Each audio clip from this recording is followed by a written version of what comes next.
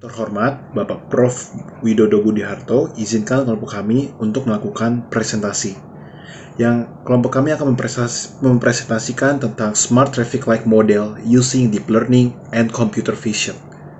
Saya dengan Rafael Lucas Tulus ditemani oleh teman-teman saya, yaitu Edward Pratama Putra, yang kedua adalah Stefanus Michael, dan yang ketiga adalah Taurean Orlin Wingardi. Berikut presentasinya. Introduction. Alasan pemilihan topik. Kami memilih dua alasan untuk memilih topik tersebut. Yang pertama adalah sistem lampu merah statik tidak efisien. Ya, jika diketahui, menurut kelompok kami di Indonesia ini adalah sistem lampu merahnya masih statik dan tidak efisien untuk dijalankan, sehingga menimbulkan kemacetan. Kemacetan sering terjadi.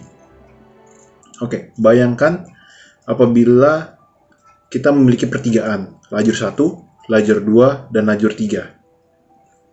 Lajur 3 itu padat dengan mobil. Misalkan ibarat kata memiliki 10 mobil per menit, dan lajur 2 memiliki 5 mobil per menit, dan lajur 1 memiliki 2 mobil per menit.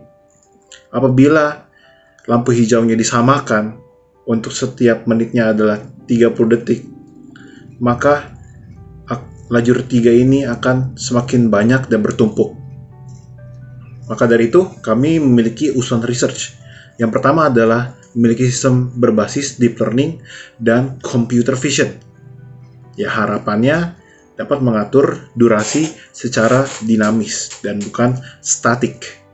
Jadi, kita masuk. Apa sih itu deep learning? Oke, deep learning adalah salah satu tipe algoritma yang bersifat machine learning yang berbasis neural network. Jadi kami memakai machine learning yang berbasis neural network. Oke, deep learning memiliki karakteristik yaitu dia bisa belajar sendiri dan bisa membuat lebih dari satu model dan melakukannya training pada model tersebut dengan jumlah data yang banyak. Jadi semakin banyak modelnya, maka training tersebut bisa banyak menghasilkan datanya. Dan juga apabila kita memperbanyak neural network tersebut, maka data yang dihasilkan bisa saja lebih akurat.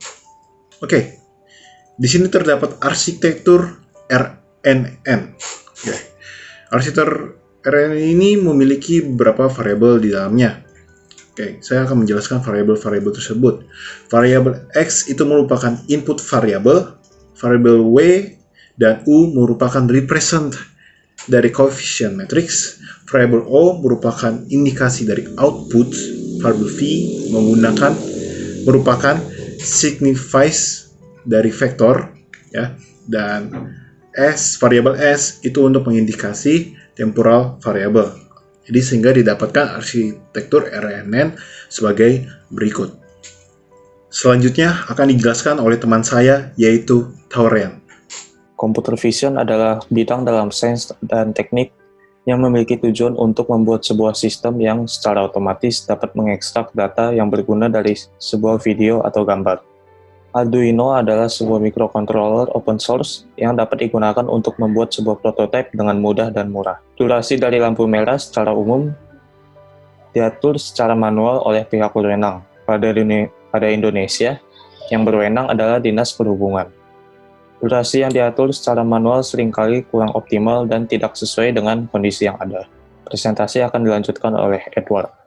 Baik, sekarang saya akan menjelaskan tentang bab 3 pada paper kami, yaitu Propose Method. Bagian pertama dari Propose Method adalah blok diagram dari keseluruhan sistem. Seperti yang dapat dilihat pada layar ini, PC akan terkoneksi kepada kontrol Arduino Uno, yang akan terkoneksi juga ke modul kamera OV7670. Yang akan berfungsi untuk mengambil gambar dari model kendaraan yang ada.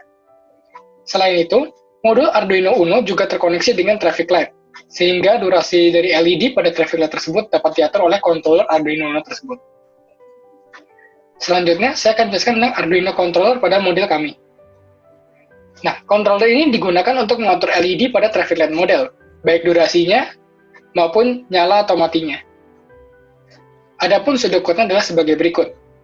Di mana saat pertama kali dimulai, lampu merah akan dinyalakan, sementara durasi dari lampu lain akan di-set. Selain itu, delay pada lampu hijau dan lampu kuning juga akan di-set dan akan di-adjust sesuai dengan variabel yang dipasing ke dalam controller ini. Oleh karena itu, maka lampu merah tersebut dapat di-adjust secara dinamis.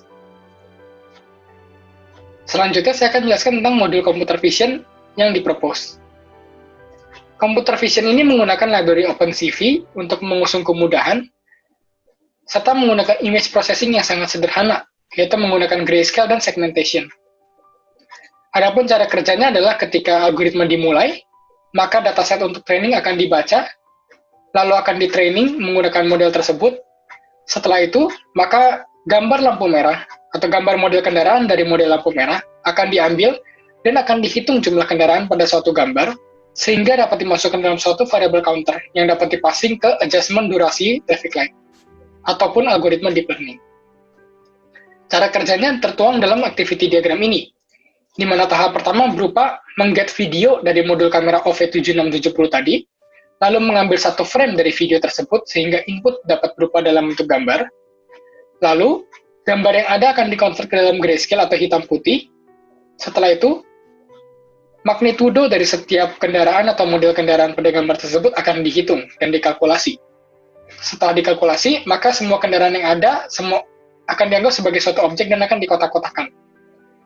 Hasil pengkotakan tersebut dapat juga dilihat seperti pada hasil research kami.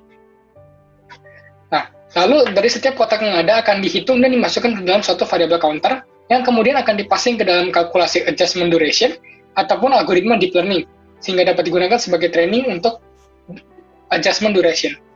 Lalu, untuk algoritma deep learning-nya kami menggunakan library Keras dengan algoritma RNN, yaitu Recurrent Neural Network.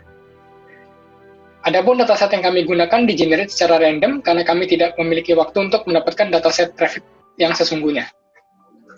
Adapun cara bekerjanya adalah ketika modul pertama dimulai, maka akan di-initialize training menggunakan dataset tadi yang di-generate random.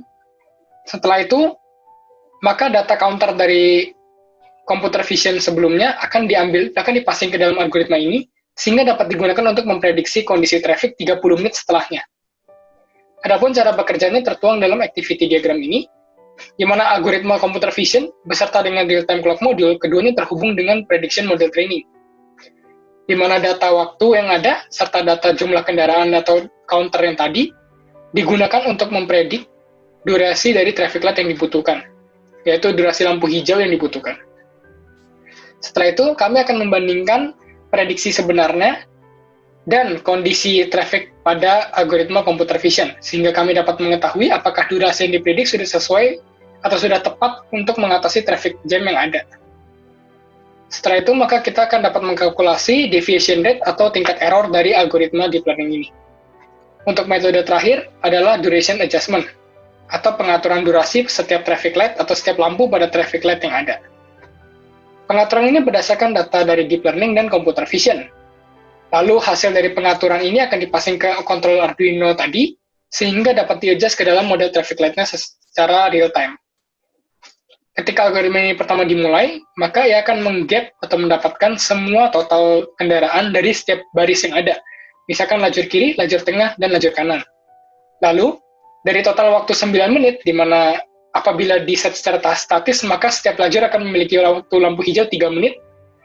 Nah, dari waktu total 9 menit tadi, akan dibagi berdasarkan jumlah kendaraan pada setiap lajur.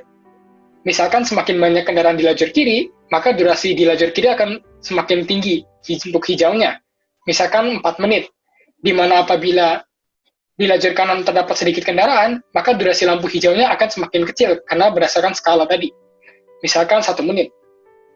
Oleh karena itu, maka durasi lampu hijau di setiap lajur dapat di-adjust secara dinamis berdasarkan data deep learning dan computer vision. Untuk penjelasan bab selanjutnya akan dilanjutkan oleh teman saya. Selanjutnya adalah eksperimen result. Pada gambar ini dapat terlihat eksperimen yang kami lakukan dalam menguji coba model dari Smart Traffic Light. Pada eksperimen ini, kami menggunakan model kendaraan berupa mobil. Dan kami juga menggunakan controller Arduino dan lampu LED sebagai representasi dari lampu lalu lintas di jalan. Dan kami juga menggunakan kamera modul untuk input yang yang kemudian akan diproses dengan menggunakan algoritma computer vision. Pada gambar ini terlihat visualisasi dari hasil algoritma computer vision yang kami jalani. Terlihat pada gambar, mobil yang terdeteksi oleh algoritma computer vision ditandai dengan kotak berwarna kuning. Hasil dari algoritma computer vision inilah yang nanti akan dipassing ke algoritma deep learning. Namun, algoritma ini masih belum maksimal.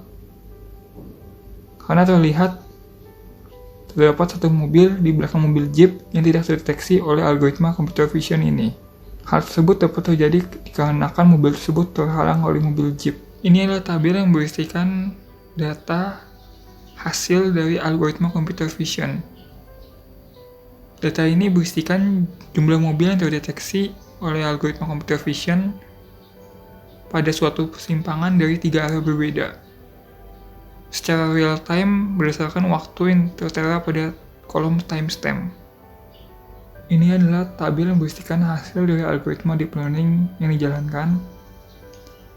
Hasil ini merupakan prediksi jumlah kendaraan yang akan melalui suatu persimpangan dari ketiga arah berbeda selama 30 menit dari waktu yang tertera pada hari serta jam yang terdapat pada kolom D dan timestamp.